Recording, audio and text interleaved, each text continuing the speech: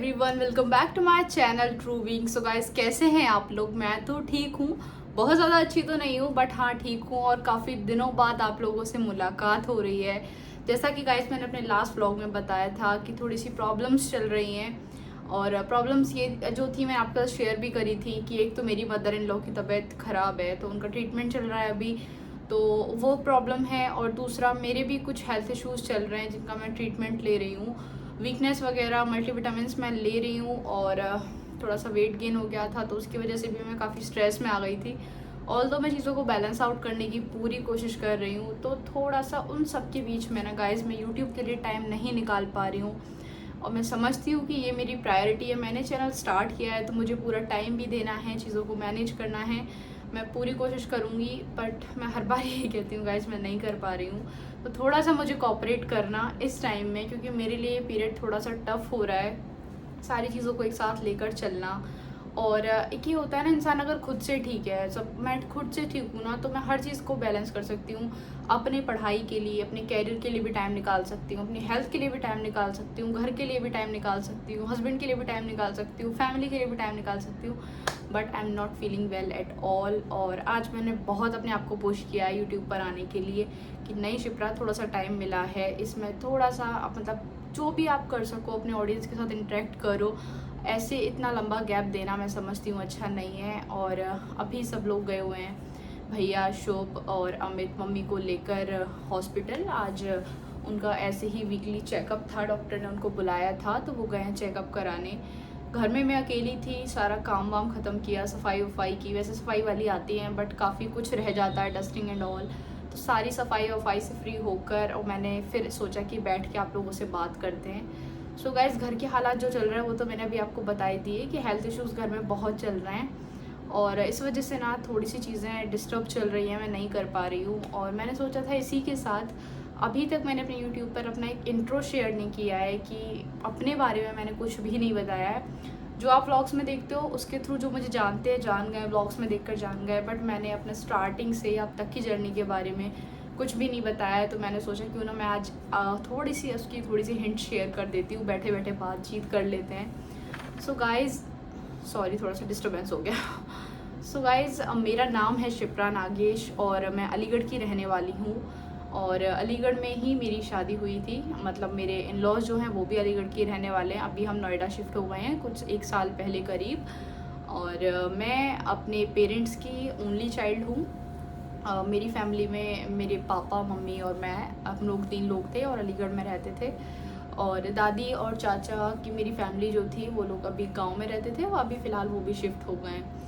So guys, एक time मेरी family पे ना एकदम से ऐसा पहाड़ टूटा। और पहाड़ क्या, मतलब मैं बहुत छोटी एज से ही ना बहुत सारी परेशानियाँ अपनी लाइफ में, अपनी फैमिली में देखती चली आ रही हूँ, और वो ना ख़त्म होने का नाम ही नहीं ले रही है। कभी मेरी फैमिली की साइड, कभी मेरे इन लॉज की साइड, तो चीज़ें चलती आ रही हैं। तो हाँ, हालांकि इन चीज़ों ने ना मुझे कहीं तक बहुत ज़्यादा स्ट्रॉन्ग बना दिया है। बट हाँ, कभी तो ख़त्म हो जाओ यार, क्योंकि हर इंसान एक अच्छी लाइफ एक्सपेक्ट करता है, डिज़र्व करता है। और मैं कैमरे पे आपको सब कुछ अच्छा अच्छा दिखाने की कोशिश करती हूँ, बट उसके पीछे भी बहुत सारी चीज़ें ऐसी हो जाती हैं जो मैं आपसे शेयर नहीं कर पाती।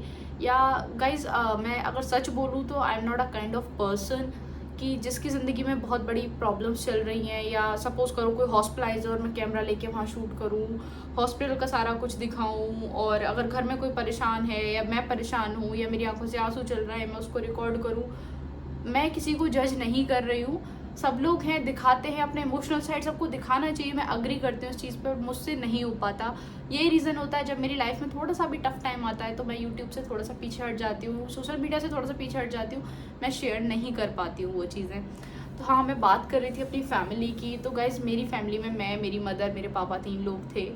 और अच्छी खासी फैमिली थी, हम तीनों अलीगढ़ में खुशी खुशी रहते थे। तो बस जैसी परेशानियों का पहाड़ टूटा, पापा को थोड़ा सा प्रॉब्लम हुई मुंह में, हमने टेस्ट वेस्ट कराया, छाला वाला था, तो डॉक्टर ने बोल दिया कैंसर है।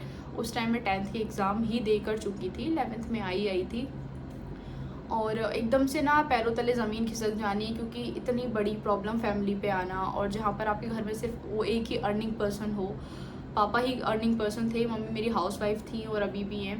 तो एकदम से इतना बड़ा पहाड़ टूटा, हमने गिव अप नहीं किया, पूरा ट्रीटमेंट कराया जहाँ डॉक्टर ने बोला, Agra, Delhi, at the end मतलब लास्ट तक हमने पूरी कोशिश नहीं छोड़ी। जब तक डॉक्टर ने ये बोल दिया लास्ट में कि अब ले जाओ, कुछ नहीं हो सकता, तब हमारी लास्ट होप थी जो टूटी थी, वरना हमने ऐसी कोई चीज़ नहीं छोड़ी।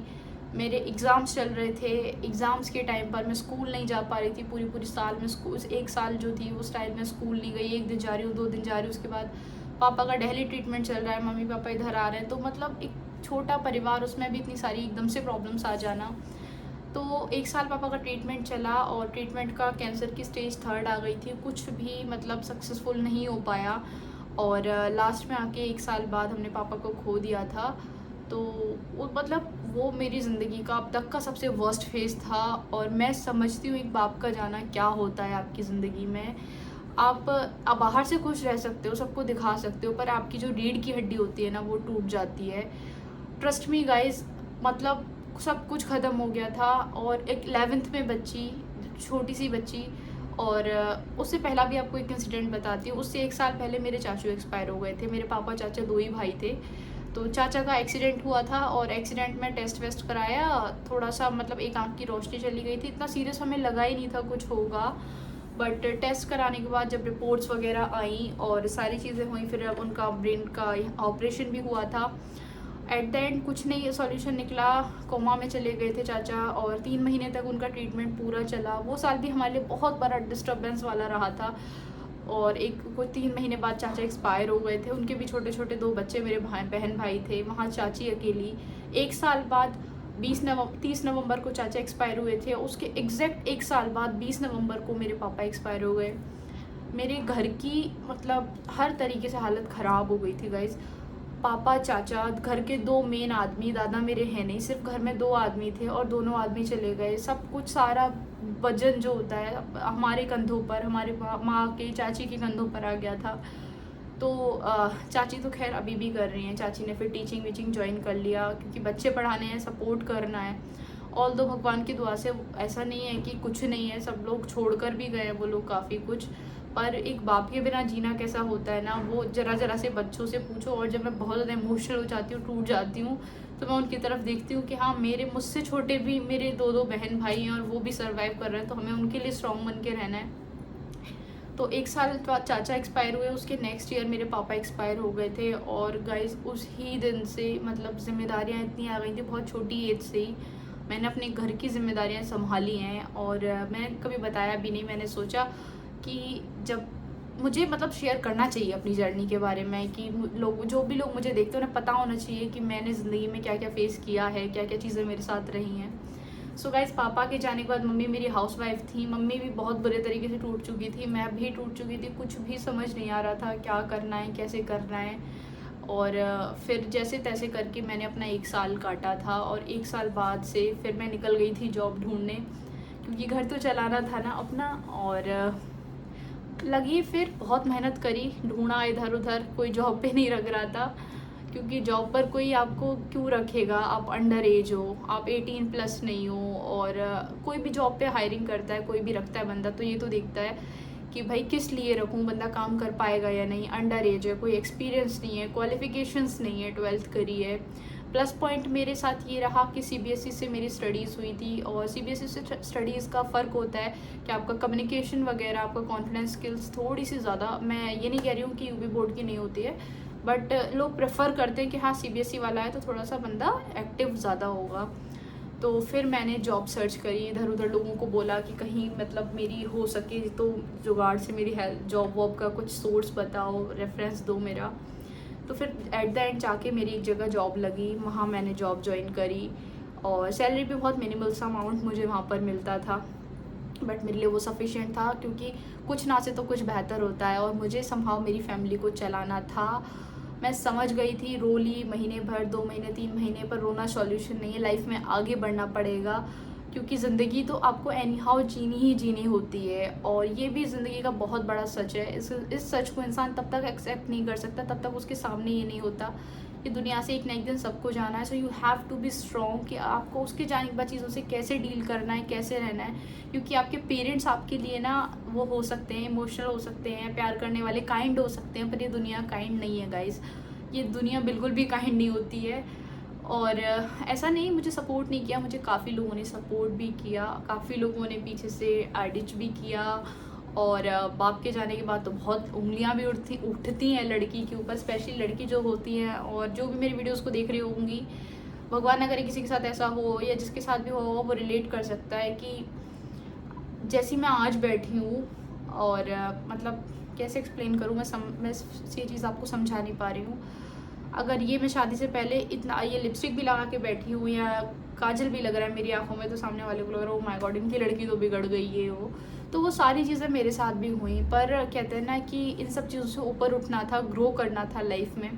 जॉब पकड़ी, जॉब करी, प्रॉब्लम्स आई थोड़ी सी, स्टडीज़ के साथ जॉब को मैनेज किया।